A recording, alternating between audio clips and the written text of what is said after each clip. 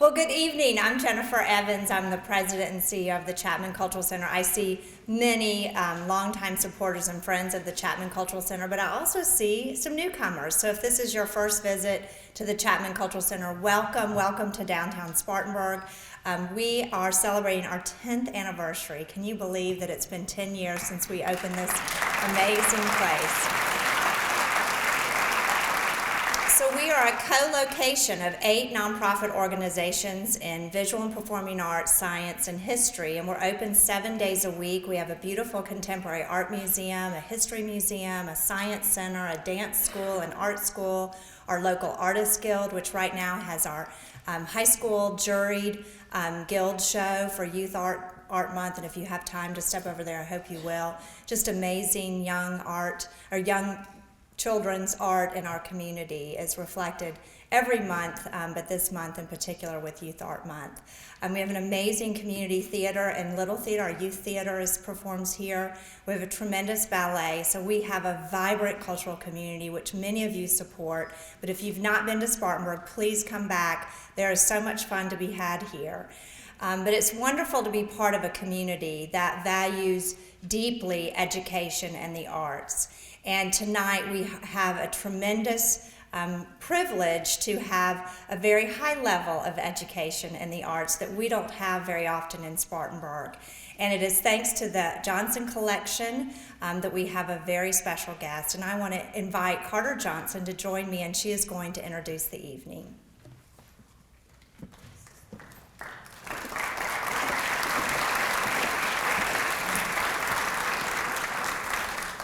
Good evening. Jennifer, thank you so much to you and to your dedicated staff here at the Chapman for your generous hospitality and again hosting the Voices in American lecture. It truly is a privilege to invite distinguished national arts leaders to speak in such a beautiful theater here at Chapman.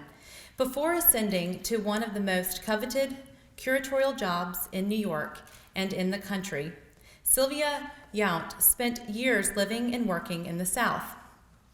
She comes from a long line of strong, inspiring Southern women, musicians, teachers, and ministers' wives from North Carolina, Virginia, and Tennessee. She lived both above and below the Mason-Dixon line as she grew up, returning every summer to visit family in the Tar Heel State. Art captured her imagination early on, but her interest in drawing and painting was superseded in junior high by music, when she began to seriously play and study the flute.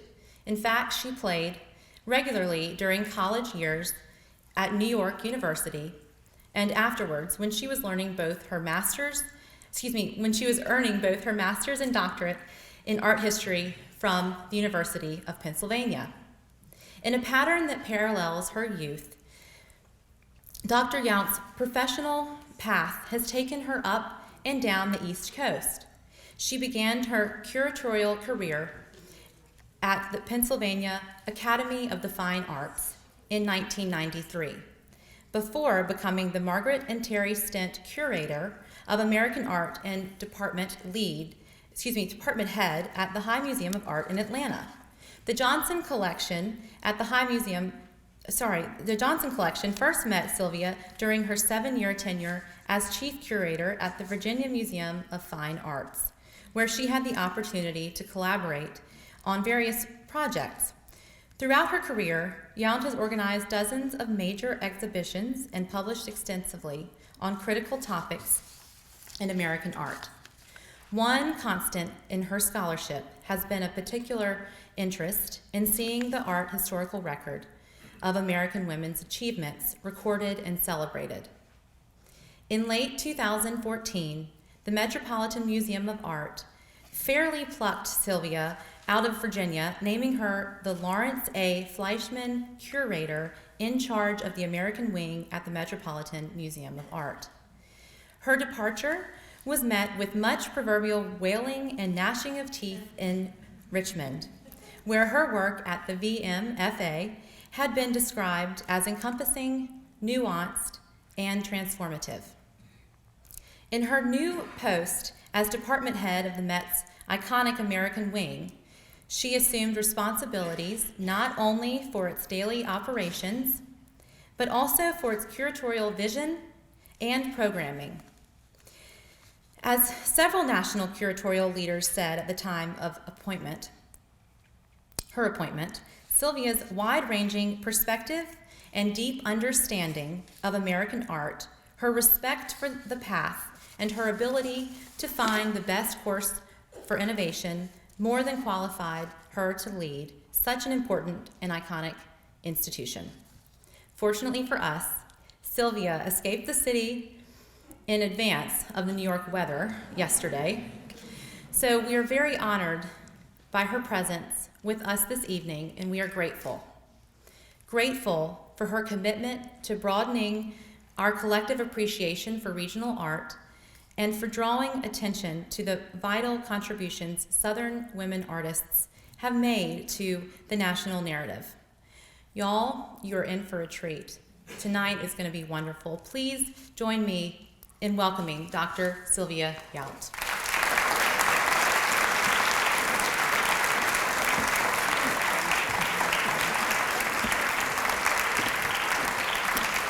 Thank you, Carter, for that very generous and gracious introduction, and thank you to all the Johnstons for hosting me. It is such a pleasure to be here. Oh, some water, great, even better, getting over a cold.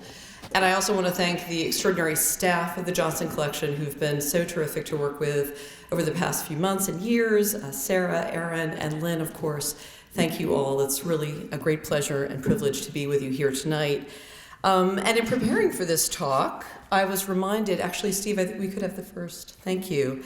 I was reminded that my relationship with the Johnston Collection actually goes back about 10 years, hard to believe, to about 2007, around the time of my move from Atlanta's Hyde Museum to the Virginia Museum of Fine Arts, or VMFA, as I will call it as we go forward, in Richmond, the State Art Museum of Virginia.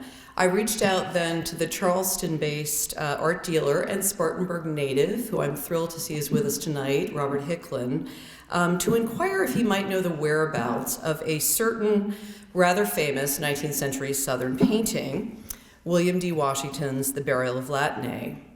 This icon of the lost cause had a long association with the Richmond area, thus my interest in tracking it down, if not for acquisition, I did not know where it was at the time, then for possible loan. And of course, Rob knew just where it was in the burgeoning Johnston collection. So after putting me in touch with the curator at the time, who was Lauren Brunk, and then David Henderson and Harmony Haskins were involved at that time, we soon had resolved a loan arrangement that brought to Virginia not only the Latine, but to my mind, the even more powerful picture of the Civil War period, and that was the New York artist Henry Mosler's The Lost Cause. And I'm happy to say that both works graced VMFA's then new American art galleries for a number of years, so I'm very grateful to you, retrospectively, of course, for lending those works to Virginia.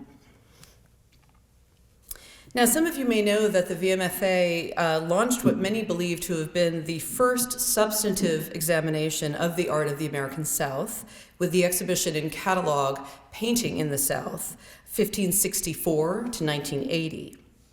This loan show opened in Richmond in 1983 and traveled to 5 additional venues through early 1985.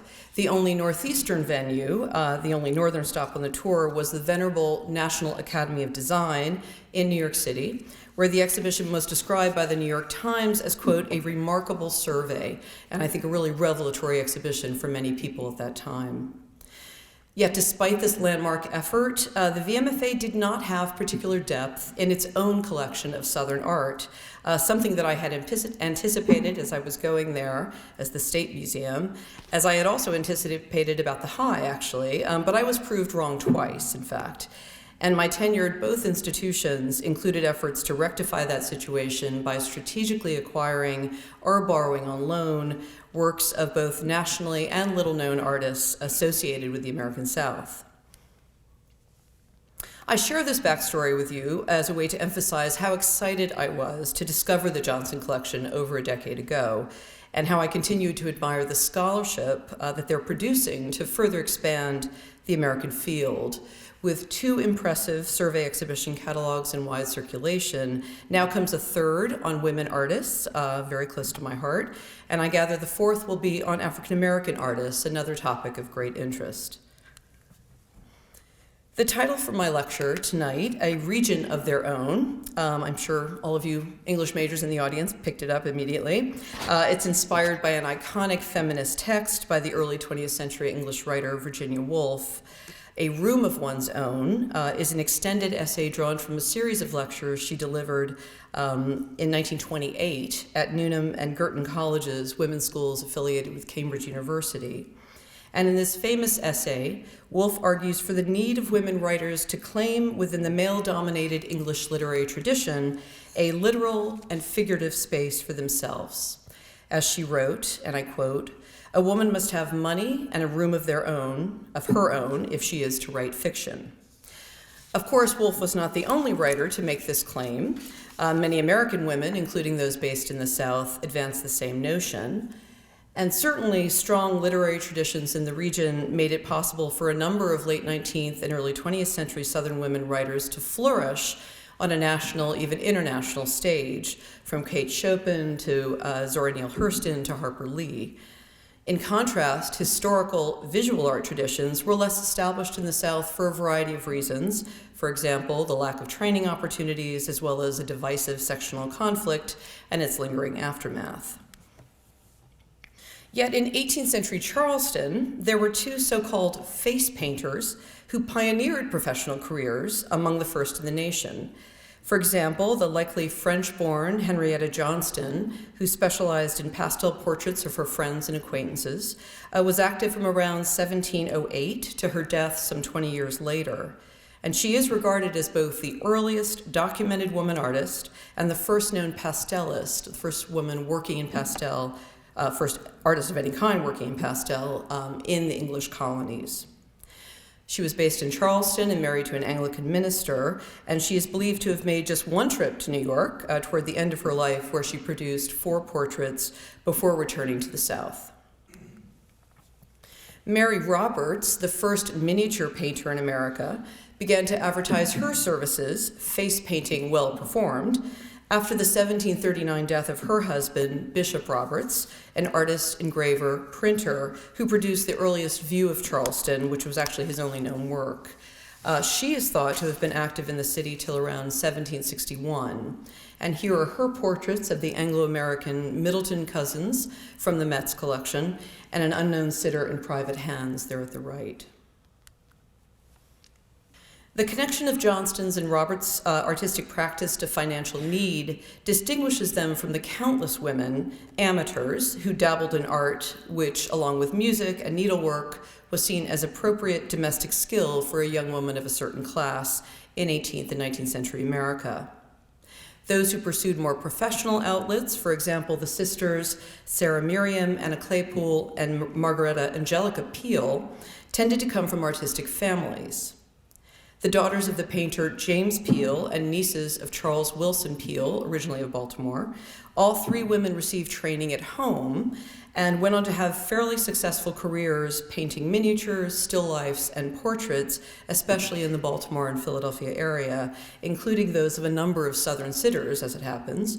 For example, here is Anna Claypool Peale's miniature portrait of Andrew Jackson and Sarah Miriam Peale's easel portrait of Virginia Governor Henry Wise. The latter is in the VMFA collection. So that historical preamble aside, the bulk of my lecture will resonate, I hope, with the Johnston Collection's forthcoming publication and exhibition. Central to My Life, Southern Women Artists, a title inspired by a quote from the appropriately Richmond-born and trained New York-based painter Nell Blaine, who, as it happens, was an avid reader of Virginia Woolf's A Room of One's Own. And here she is in a studio of her own, where she painted her luminous still lifes, such as this one in the Johnston Collection. The Johnston Collection catalog, the forthcoming catalog, and its many insightful essays by some of the authors who are with us tonight, focus on artists from the late 19th and to the mid-20th centuries, when the centrality of art making in the lives of countless women was at its height. Themes of education, community, and patronage in the South and North are key features in this storyline, as they will be in my talk. At right is the image that will grace the cover, so I understand, of the Johnston Collection catalog, Theresa Pollux Art Studio of 1931, a sunny depiction of her Richmond workplace. Pollux, I'm showing you an early self-portrait at left, was a leading painter, educator, Nell Blaine's teacher, in fact, and arts advocate in Virginia's capital with a career that spanned 3 centuries.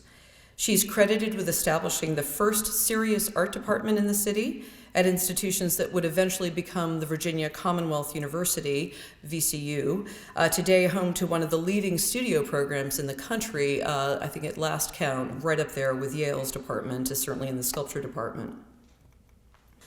As my former VMFA colleague, Christopher Oliver, assistant curator, notes in his thoughtful entry about this painting in the forthcoming catalog, Pollux was deeply invested in Richmond and devoted her career to furthering its local art world, as well as to its opportunities for artistic training for others.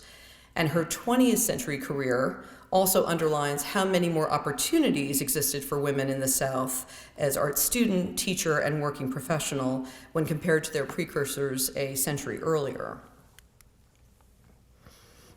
As a teenager, Pollux attended classes at the Art Club of Richmond, receiving her first formal art instruction from Adele Clarke and Nora Houston, 2 local painters, ardent suffragists, and long-term domestic partners, who stressed the critical significance of art education and civic action with their students.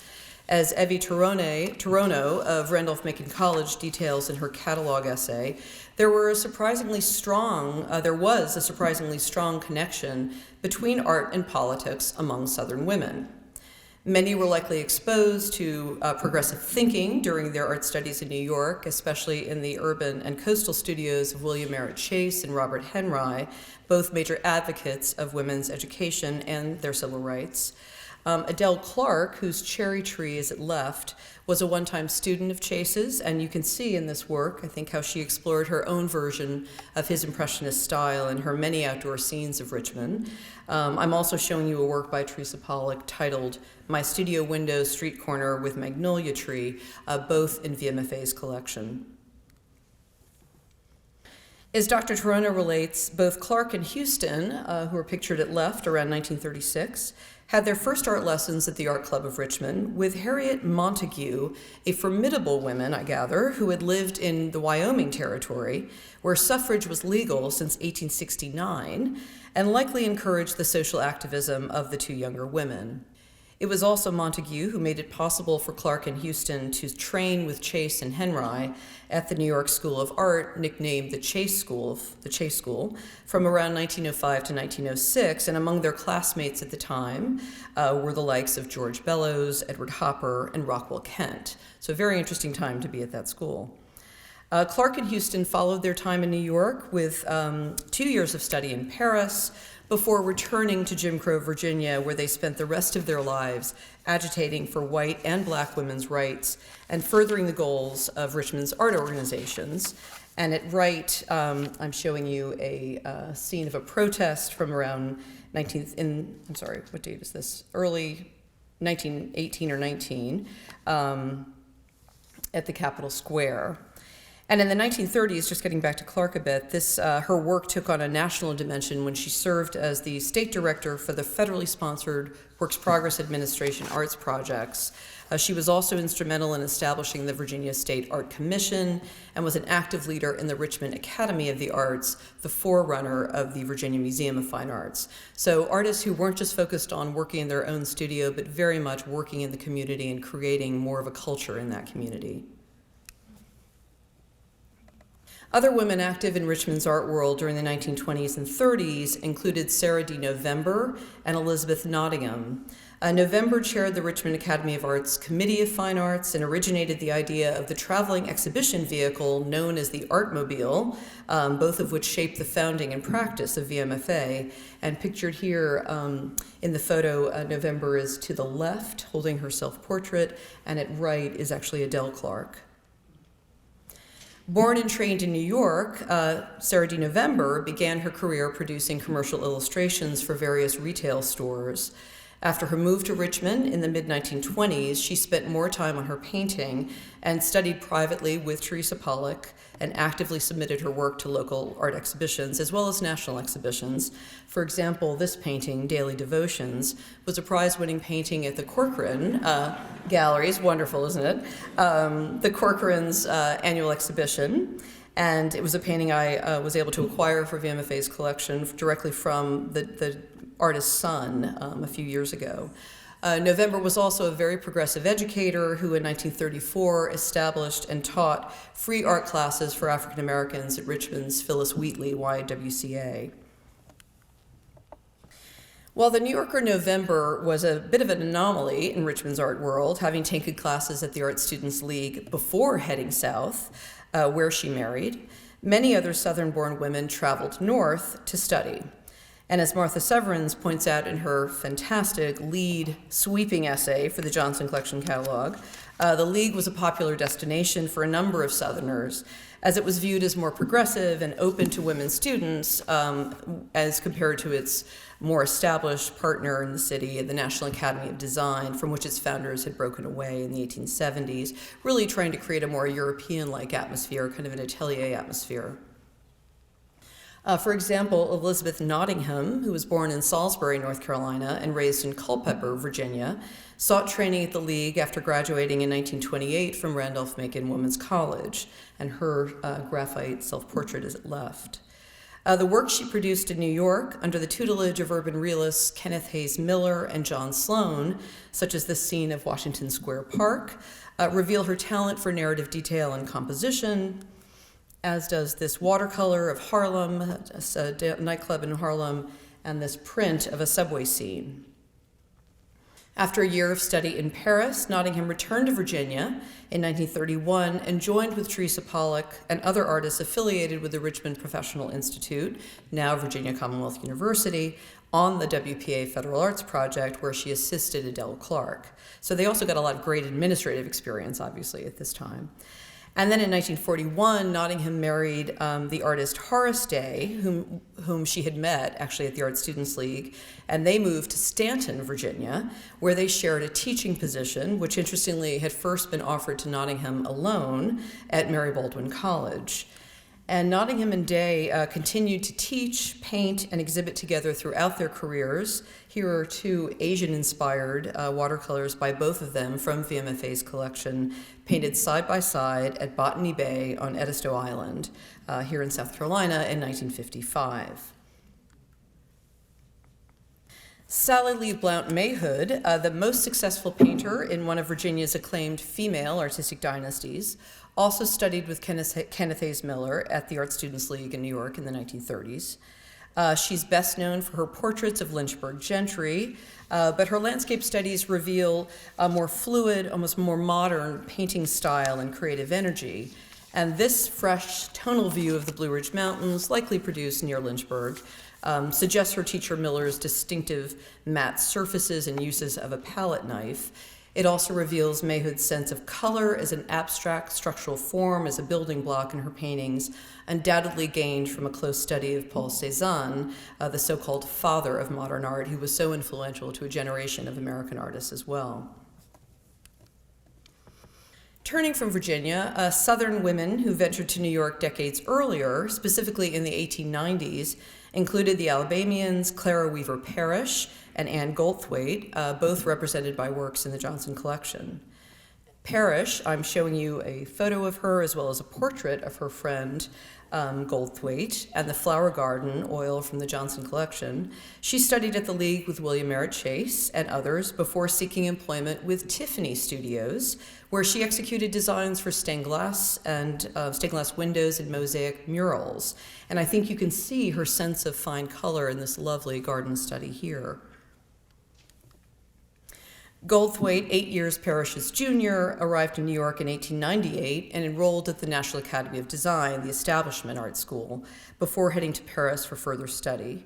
There she abandoned her academic trappings for a more avant-garde approach to painting, and on her return to New York, she submitted work to the infamous 1913 Armory Show, the first large-scale introduction to modern American and European art in this country, and she became very active in progressive artistic and social circles. From 1922 until her death in the 40s, she taught at the Art Students League, and yet she returned home each summer to Montgomery, Alabama, where she painted local subjects with a modernist flair, such as you see in this work, The Catalpa in Bloom, from the Phillips collection in Washington. 2 years after the Armory Show, Goldthwait was joined by other Southern artists, namely the Kentucky-born, Louisiana-raised Helen Turner, in the, quote, exhibition of painting and sculpture by women artists for the benefit of the women's suffrage campaign, held at New York's Macbeth Galleries. That progressive commercial space was among the first to show contemporary American art in this country. It was the site of the landmark 1908 exhibition of the 8 group, and that was an exhibition that really laid the groundwork for modernism in this country, the groundwork certainly for the Armory Show. And the 1915 exhibition was, according to Evie Toronto, the most significant to date dedicated to the suffrage cause, and there were a number in those years.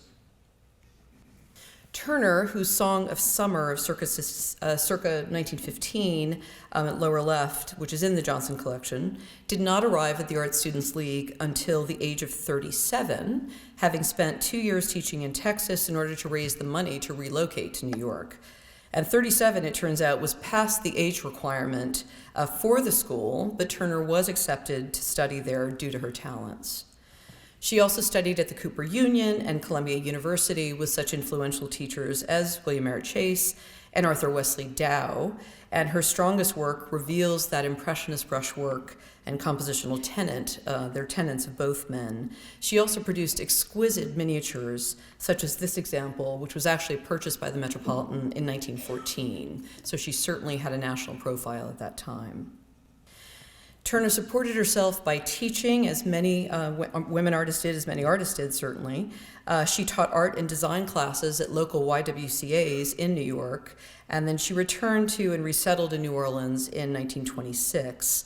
And by that time, she had achieved a modicum of fame as one of only 4 women artists, and the first from Louisiana, to be granted the status of full academician at the National Academy of Design. It was the leading turn-of-the-century figure painter and portraitist Cecilia Beaux, on whom I've done a lot of work, was probably the best known of that group of 4.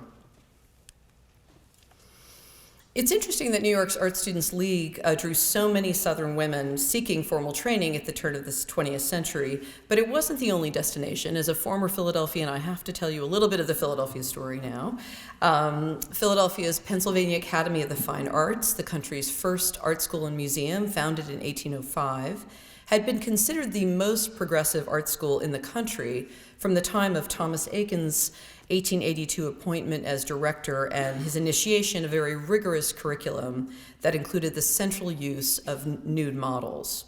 And I want to focus for just a few minutes on Aikens and one of his women students who went on to have Southern associations. As the Academy's assistant professor of painting and instructor in anatomy, Aikens offered his pupils a so-called radical course of study. The revolutionary nature of his method was linked to his insistence on an early introduction to painting from the nude model and a discouragement of a prolonged study of the antique or of plaster casts. And this approach was actually an inversion of the standard academic practice that required a student master drawing first from those inanimate plaster casts to perfect their line before advancing to life class and its attendant exploration of form and color and then working in oil. And Aikens' method was further distinguished by its so-called scientific study of the human figure, an approach that required dissection classes at Jefferson Medical College for advanced students, and then anatomy lectures for all. So this emphasis on anatomical expertise and a fearless dedication to nude studies, which drew complaints from the parents of some women students from the first, would eventually cost Aikens his job at the Academy in 1886.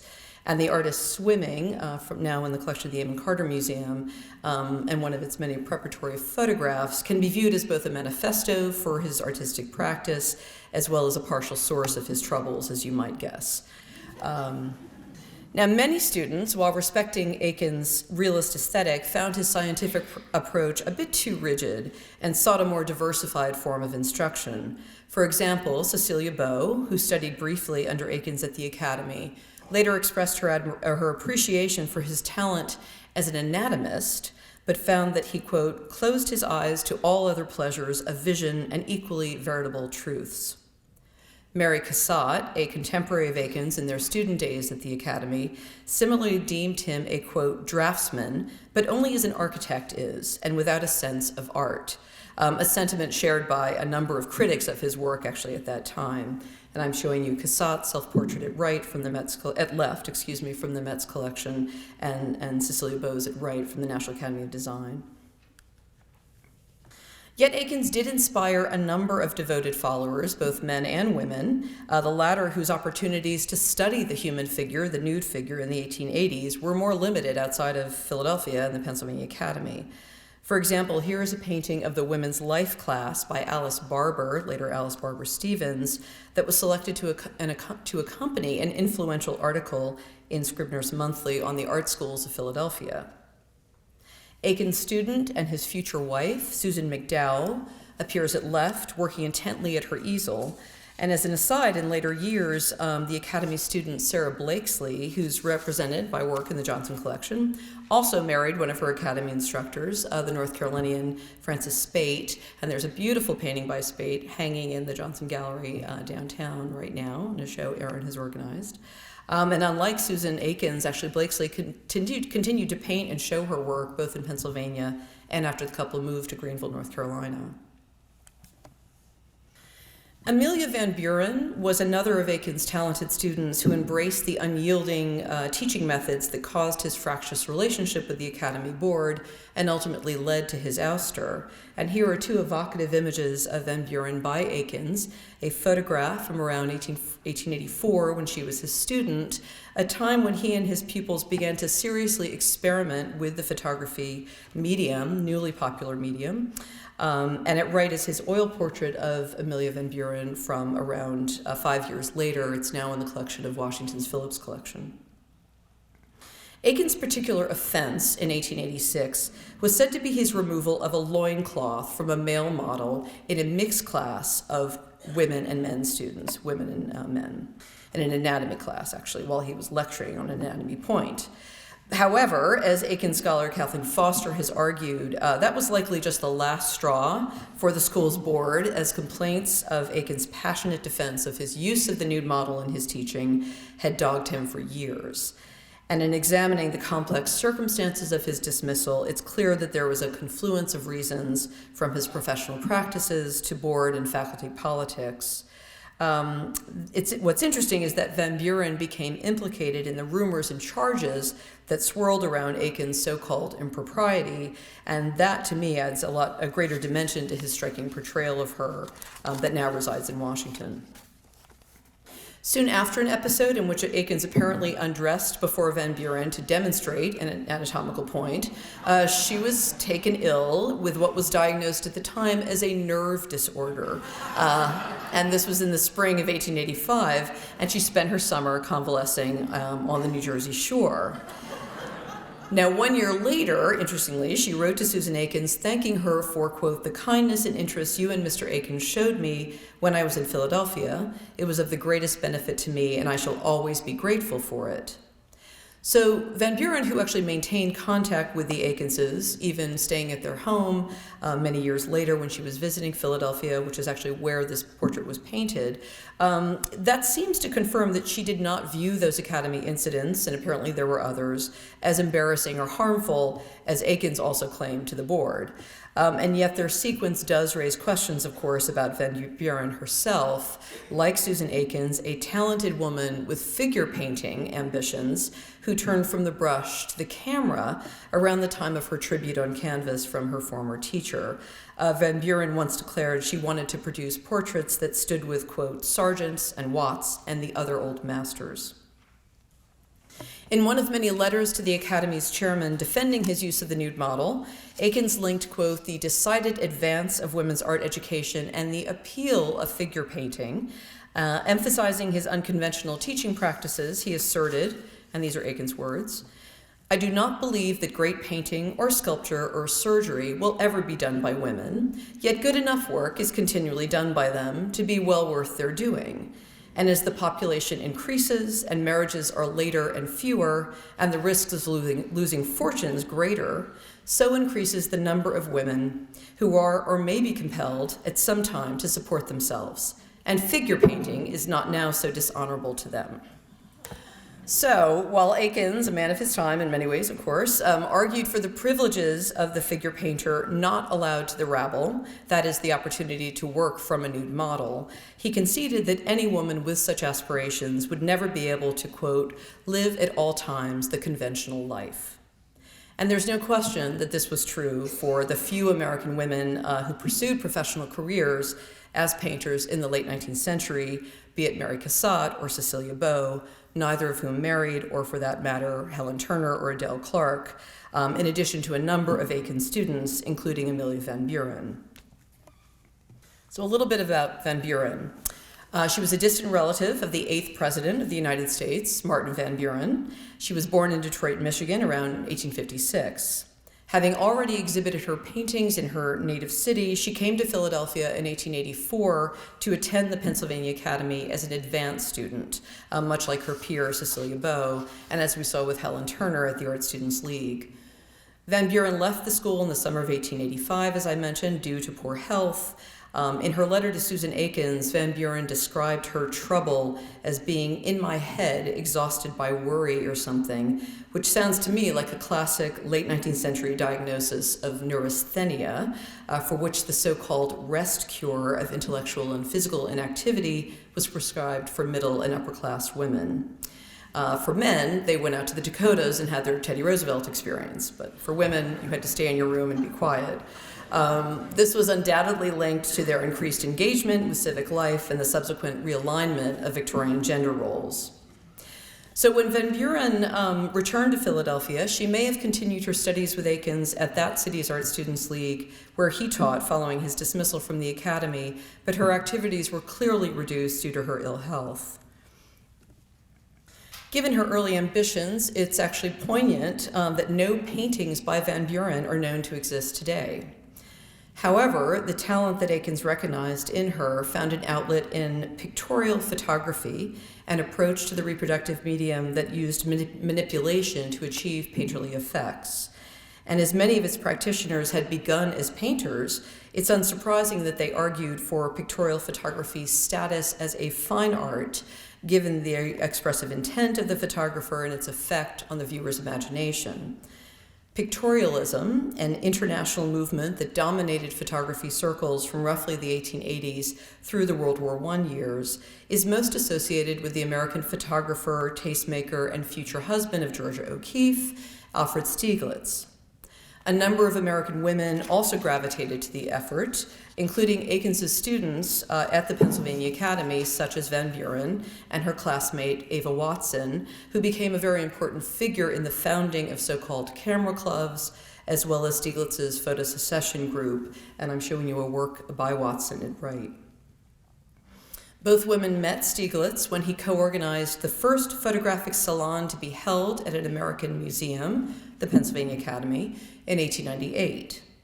Van Buren and Watson, along with Susan Akins, exhibited very well-received works that year, as well as in different salons in the late 1890s and 1900. The shows were also very famous for identifying new talents in photography, including Gertrude Casimir, Clarence White, and Edward Steichen, and I'm showing you an image of the jury that year that included all those figures. Van Buren and Watson continued to participate in various national and international exhibitions, including a special showing of women photographers at the 1900 Paris World's Fair, which was organized by the Paris-trained and Washington, D.C.-based Frances Benjamin Johnston, one of the first American women to achieve prominence as both a commercial and artistic photographer. And her best-known work, the so-called Hampton album, was a series taken at the historic Black College Hampton Institute, now Hampton University, in Hampton, Virginia, and I'm showing you two of those images at right. Van Buren and Watson, who at one time shared a Philadelphia studio and opened an art gallery together, maintained a relationship that has been termed a Boston marriage, a late 19th century phrase that describes two self-supporting unmarried women living together. The expression was associated with the so-called New Women couple of Henry James's novel, The Bostonians. And you'll recall that Adele Clarke and Nora Houston shared a similar relationship in Richmond. Watson left her partnership with Van Buren around 1901 to marry a doctor in Chicago, and Van Buren left Philadelphia for the Western North Carolina artist community of Tryon soon after. In considering this later history, it's possible that challenges of a fluid or a conflicted sexuality are simply a desire to live, in Aiken's words, an unconventional life, were the sources of Van Buren's health troubles around 1885. Of course, that was also the time of the incidents with Aiken's. In any case, Van Buren's decision to move to a small mountain village where she lived the rest of her life is revealing, and so we return to the South. Now, Tryon has been described as one of the most vibrant artist communities in the American South during the pre-World War II years, and the only one that was year-round due to its lower elevation than the popular summer sites like Asheville and Blowing Rock. It was founded in the late 1870s as a cosmopolitan country colony for established Northern intellectuals, writers, and artists of different stripes. F. Scott Fitzgerald and Cecilia Beaux were just two of its famous visitors. Fitzgerald, as you probably know, came on visits to visit his wife, the artist Zelda Sayre Fitzgerald of Montgomery, Alabama, when she was hospitalized in sanitariums near Asheville. By 1900, an express sleeper train from the Northeast came to Spartanburg, of course, with an easy connection to Tryon. And many visitors were drawn to the area for the health benefits of a mountain climate, which may explain part of its appeal to Van Buren. Tryon was also known for its relative tolerance in terms of both race and gender, as a progressive community that welcomed a large number of female life companions or lesbian couples, sometimes satirized as female celibates or old maids. And a number of the women artists, as it happens, specialized in photography. For example, Amelia Watson, no relation to Eva Watson, was the first professional artist to live in Tryon with her partner, the writer Margaret Morley, who's pictured here in a photograph. And many others had studied art as you guessed it, the Art Students League, Cooper Union, Pennsylvania Academy. Now, some of you may also know that the singer, pianist, and future civil rights activist Nina Simone was a native of Tryon. Born Eunice Wayman, her formal musical training began with the pianist Muriel Mazanovich, the English wife of noted painter Lawrence Mazanovich. And here is his beautiful fall Tryon from the Johnston collection. Members of the community in Tryon actually created a fund to help underwrite the cost of Wayman's future studies in New York and Philadelphia. She took the name Nina Simone in 1954 when she began to move away from classical music to perform in nightclubs, really to earn her living. Now, certain scholars have argued that the newer a profession or mode of creative expression, the more open it is to women. And this was true for both Northern and Southern photographers from the 1890s through the mid-20th century. Federally funded photography projects during the Great Depression were intended, as Martha Severins observes, to humanize the crisis, while also cataloging the extent of rural poverty, particularly in the South. Marion Post Walcott and Doris Ullman were just two women who photographed African-American subjects in the 1930s. At right is Walcott's portrait photo of Jurena Petway of the now famous Gee's Bend, Alabama quilt-making family, the Petways, sorting peas inside her smokehouse, along with an image of a West Virginia coal miner family. Ullman's Roll, Jordan, Roll was a book produced with the Pulitzer Prize-winning South Carolina-born novelist Julia Peterkin. Peterkin hosted her friend Ullman at Lang Syne, a 2,000-acre cotton plantation in the Gullah region of South Carolina, where these images documenting the lives of former slaves and their descendants were made. The title, Roll Jordan Roll, comes from a hymn written by the progressive English Methodist leader Charles Wesley in the 18th century and adapted as a spiritual by the enslaved in America soon thereafter. The publication is considered to be one of the most beautiful art books ever produced. And Ullman's final work was a collaboration with Alan Eaton on his landmark study, Handicrafts of the Southern Highlands. Ullman actually fell ill in 1934 while collecting material for this study near Asheville in the company of the musician and folklorist John Jacob Niles. Then she returned to New York, where she passed away just a few weeks later. The English-born printmaker Clair Leighton was similarly drawn to Black subjects when she was on the faculty of Duke University's Department of Art, Aesthetics, and Music between 1943 and 45. While there, she was commissioned to produce 24 illustrations for the Frank C. Brown collection of North Carolina folklore, published between 1952 and 64 by Duke University Press. A revered English professor at Duke and founder of the North Carolina Folklore Society, Brown died in 1943 with his monumental study unpublished, and Leighton's engravings depict the state's rural Black and white population at work and leisure.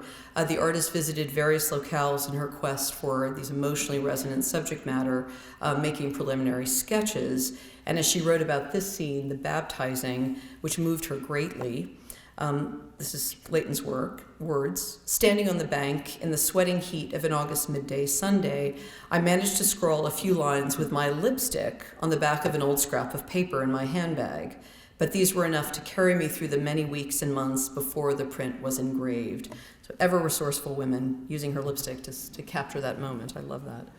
Other women artists who trained at the Pennsylvania Academy in the early 20th century with William Merritt Chase and Cecilia Beau also painted scenes of both Black and white Southern labor during the Depression years. For example, your very own Margaret Moffett Law, a Spartanburg native, graduate of Converse College, and a member of the Tryon Art Colony. Showing you two watercolors here. And also Marie Hull, a Mississippian who followed her academy studies with time at New York's Art Students League. Blowing Rock, North Carolina, was another mountain community that became a popular artist colony, attracting northern and southern men and women for its healthy climate and striking picturesque views. Annie T. Lang, a student of William Merritt Chase's at his Shinnecock, Long Island summer school, was one such visitor, and here is her portrait of her teacher, Chase, from the Met's collection, and his of her from the Philadelphia Museum's collection. The Virginia-born, North Carolina-raised, New York-trained Elliot Dangerfield was another artist who initially came to Blowing Rock to recover from an illness, a diphtheria in his case, and returned each summer with his family to paint and teach informally through the end of his life. Lang had actually studied with Dangerfield in Philadelphia at the Philadelphia School of Design for Women, now Moore College of Art and Design, and he may have been what drew her to Blowing Rock.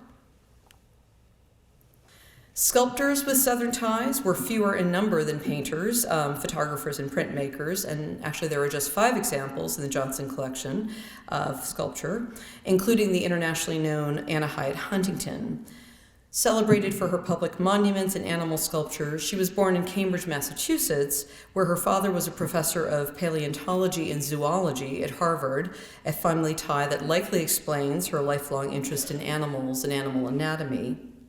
This handsome portrait of Anna Von Hyatt, painted before her marriage by her friend Boston-born Marion Boyd Allen, captures the sculptor at work on a plaster cast of her famous Joan of Arc group. A bronze version was commissioned by the American Friends of France in 1915 and erected on New York's Upper West Side the same year. And for this inspiring equestrian statue, Hyatt was honored by the French government. Allen's painting was also admired at the annual exhibition of Randolph-Macon Women's College in Lynchburg, Virginia. In 1922, the same year the sculptor served as a visiting artist at the school. It was ultimately purchased for the college by the prescient Randolph-Macon Art Association, and in the wake of the passage of the 19th Amendment, which gave women the right to vote, of course, the combination of female painter, sculptor, and French heroine would have certainly resonated for a progressive women's college. In 1923, Hyatt married the industrialist and philanthropist Archer Huntington, who was so taken with his portrait that he tried to purchase it. The college refused to sell the canvas, but allowed Allen to produce an exact copy, which is now owned by the Huntington-founded Mariners Museum in Newport News, Virginia. And we were able to borrow this at the VMFA. It was wonderful to bring this together with one of Huntington's animal sculptures. She exhibited there at Virginia in 1942. And both museums also have another interesting connection, a Huntington legacy not only through the sculptor's work, but also through Archer's mother, Richmond native Arabella Worsham Huntington, at left in a portrait by Alexander Cabanel, whose aesthetic movement bedroom for her 1882 New York townhouse is now in the collection of the Virginia Museum. And her equally ornate dressing room happens to now be at the Met. So wonderful synergy for me to have Arabella's work in both places. Now, Anna and Archer Huntington's marriage was long and loving, 32 years. It also brought Anna the financial independence and social connections that allowed her to cast her own works in bronze and to donate them to many cultural institutions and museums, many of which with Archer with which he had a connection.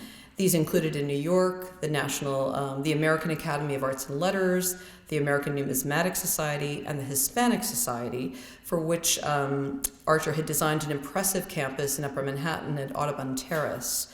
And Anna's commanding El Cid monument of 1927 holds the center of that courtyard.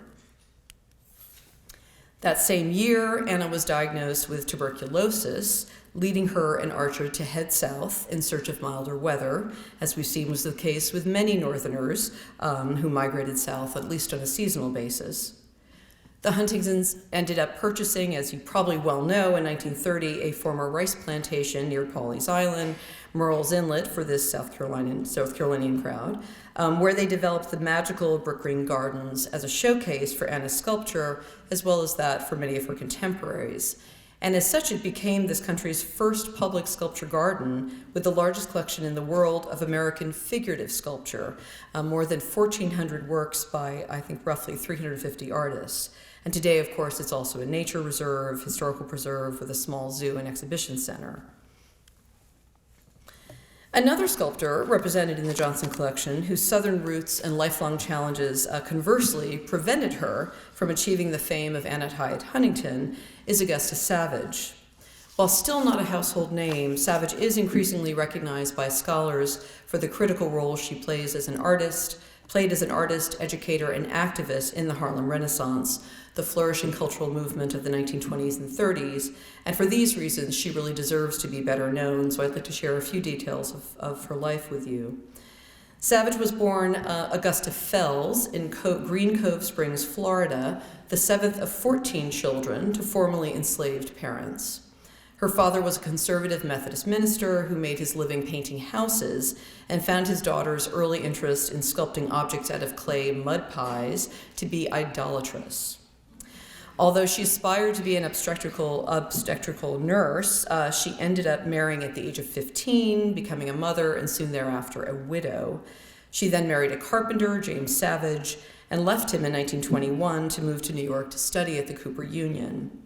She and her daughter, who she referred to publicly as her little sister, erasing her first two marriages, lived in Harlem, taking in laundry as their sole means of support, until the school awarded her a scholarship to cover her living expenses. Tuition at Cooper Union was free.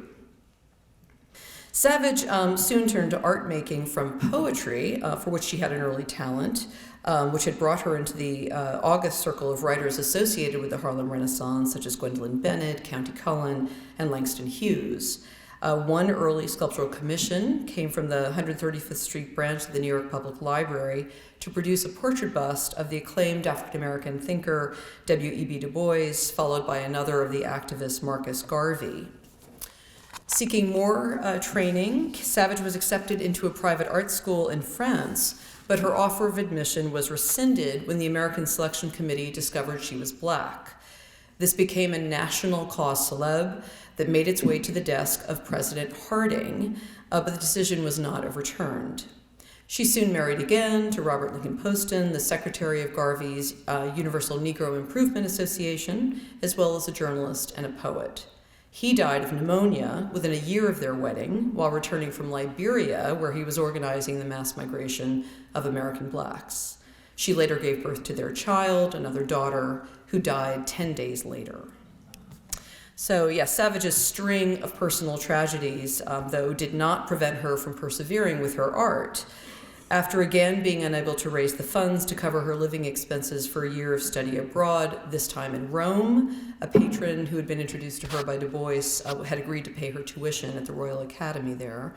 Savage began to teach Harlem children to sculpt out of soap and other materials for free.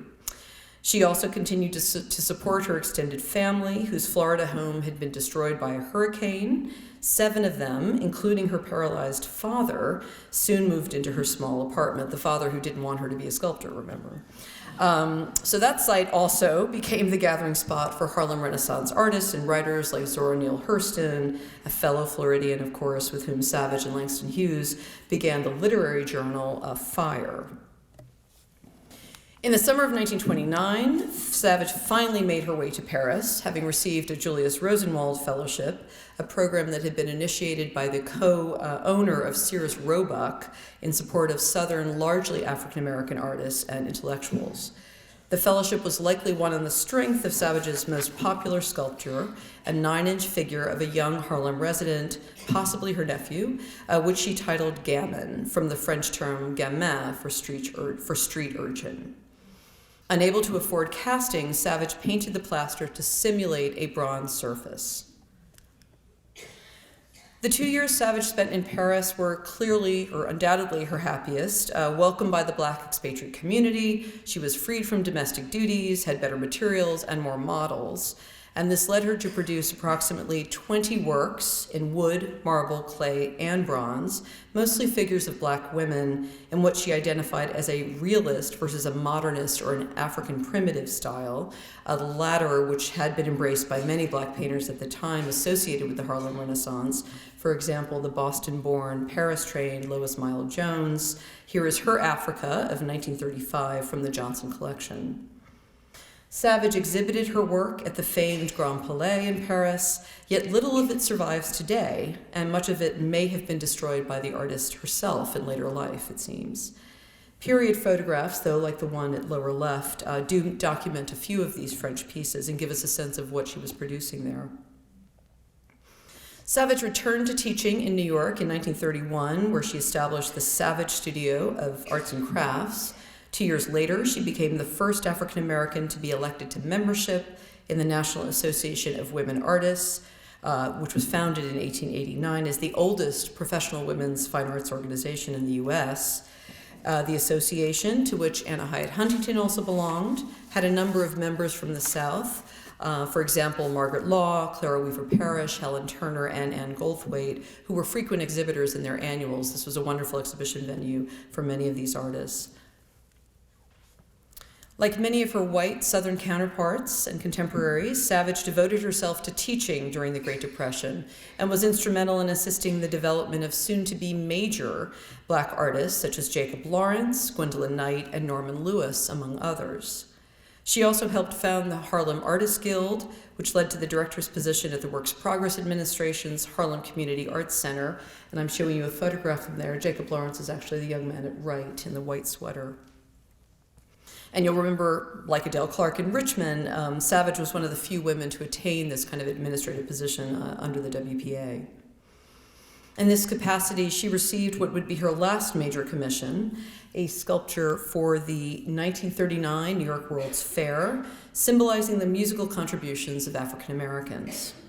Savage's The Harp honored the enduring tradition of so-called Negro or African American spirituals and hymns, inspired by the lyrics of James Weldon Johnson's poem, Lift Every Voice and Sing, which was by then the official anthem of the NAACP. In 1945, frustrated by her lack of work, the Harlem Community Arts Center had actually closed during World War II, and possibly in an attempt to escape an obsessive suitor, Savage moved to the village of Saugerties, New York, in the Catskill Mountains, where she lived alone in a house with no electricity. And there, on a small farm owned by the Commissioner of Public Welfare, she raised pigeons and chickens, she taught children's summer camp, and with the exception of small portrait busts that she produced as souvenirs for tourists, really tried to erase her artistic reputation. Ill with cancer, she later returned to Harlem, where she died in poverty and obscurity in 1962. So due to these ongoing personal and professional struggles and disruptions, Savage's best-known sculptures number around 70, so we're told, though less than 20 are thought to exist today. And the Gammon remains her most famous work, and the Johnston Collection is very lucky to have an example. So the tragic story of Augusta Savage reminds us of the critical role that education, community, and patronage play in the development and success of any talented artist, male or female, but especially those facing a long history of discrimination by race and gender. Savage's life and career also present a revealing foil to that of another iconic figure whose Southern associations are lesser known, Georgia O'Keeffe, with whom Savage was well acquainted in 1920s New York. Now, some of you may know that O'Keeffe, like Savage, came from a relatively large family. She was the second of 7 children and grew up on a farm in Wisconsin.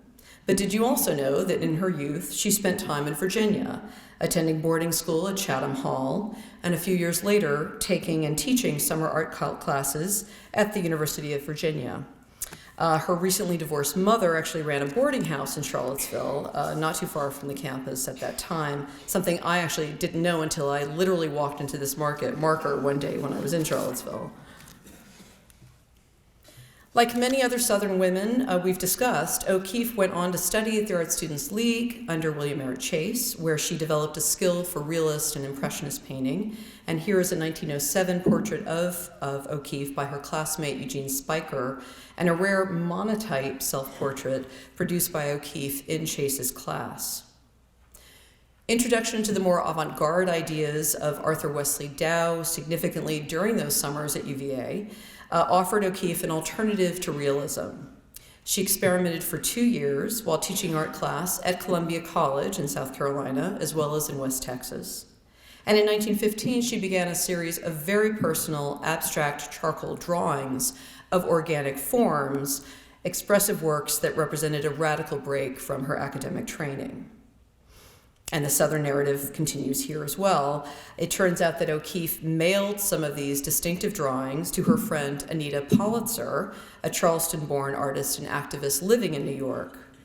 As the story goes, more of a creation myth in some tellings, it was Politzer who in 1916 showed the drawings to Alfred Stieglitz, the art dealer and internationally known photographer, who was so bowled over by them that he became the first to exhibit O'Keeffe's work without her permission, as it happens. Stieglitz and O'Keeffe married in 1924, around the time that O'Keeffe was being recognized as one of America's most important progressive artists, known for her paintings of New York skyscrapers, a classic modern subject. Here is her Shelton Hotel, a recently completed skyscraper in the 20s where the couple moved after their marriage, as well as Flowers, which Stieglitz and his circle famously interpreted in sexual terms, which was not to O'Keeffe's liking. The enormous success of her work, aided by Stieglitz's marketing genius, allowed O'Keeffe in 1929 to escape New York and her domineering husband for New Mexico, where she built a new independent life on the edges of a community not dissimilar to those found in the Southeast. There she painted the striking landscapes and still lifes for which she is most celebrated today, of course. So O'Keeffe's personal and professional journey from regional talent to international icon is all but unique. But as the work of the Johnston Collection demonstrates, it is imperative that we continue to recover and recognize the effort of countless women artists who made a place for themselves and their art, not only at home, in their room, and in their region, but well beyond Southern borders. Thank you.